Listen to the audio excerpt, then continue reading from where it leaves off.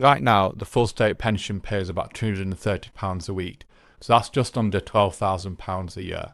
For most people, that's not enough to live on comfortably. But here's what most people don't know. There are 5 simple ways to boost what you'll get at state pension age. So some of these cost you absolutely nothing. My name's Zach Hussain and I'm the founder of financialeducation.co.uk, and I've spent over 25 years helping people get the most from their pension. So the first way is to fill gaps in your national insurance record. So you need 35 years of national insurance contributions to get your full state pension. So if you miss just 1 year, you will lose your money. In each missing year costs around £342 a year for the rest of your life. So over a typical retirement, that's over £5,000 lost. But you can buy back missing years by paying voluntary contributions. And each year costs you around £907 to fill. So you break even after about 3 years off state retirement. And after that, well, it's all profit. You can normally go back 6 tax years to fill any gaps that you've got. So what you need to do is you check your national insurance record on gov.uk and see if there are any gaps there. The second way is to claim free national insurance credits. So this is the one that most people miss completely. You can get national insurance credits for free in loads of situations. So if you're on universal credit, well, you get them automatically. Same goes if you're on job seekers allowance or employment support allowance. And if you claim child benefit for a child under 12, well, you get the credits too. And even if you're a grandparent looking after grandchildren, you can also claim credits. And a lot of people miss out on that.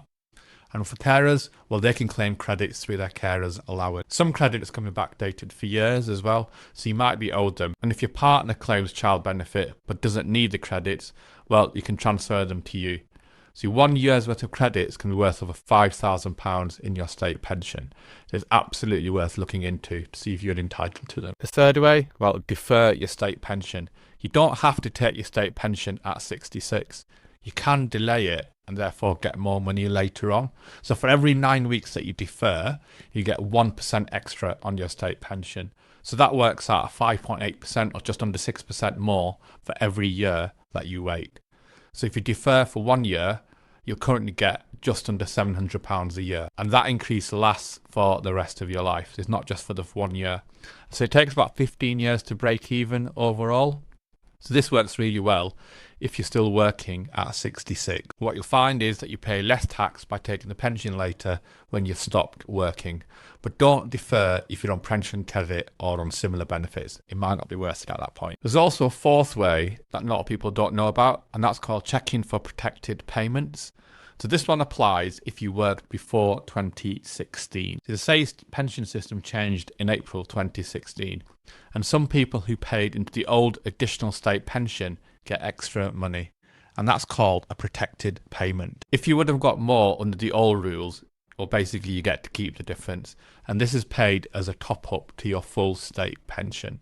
So it increases every year with inflation as well. You don't need to do anything special to claim it. You'll just be given it. And what you should also find is that your state pension forecast will show if you have a protected payment. And this can easily add hundreds of pounds a year to your pension income. So if you were working before 2016, make sure it is included in your forecast. And lastly, check your forecast and plan ahead.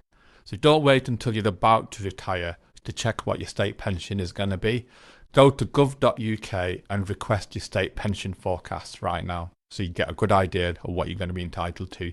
It's going to show you exactly how much you'll get at state pension age.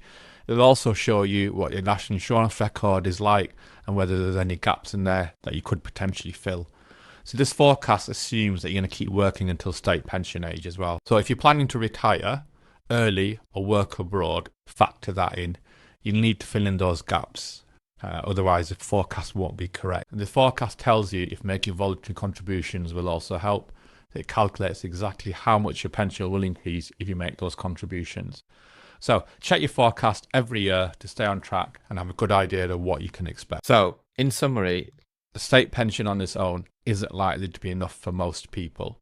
But these 5 ways that I've talked you through in this video can seriously boost what you're going to get.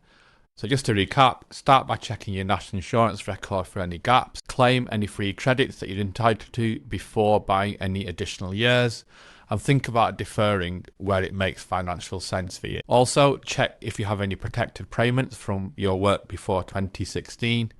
And lastly, get your state pension forecast sorted now, not later, so you've got a good idea of what you can expect. And for more help, you can check Money Helper or the UK Care Guide website, or visit gov.uk's pension section. The pension service can answer any specific questions you have about your own situation.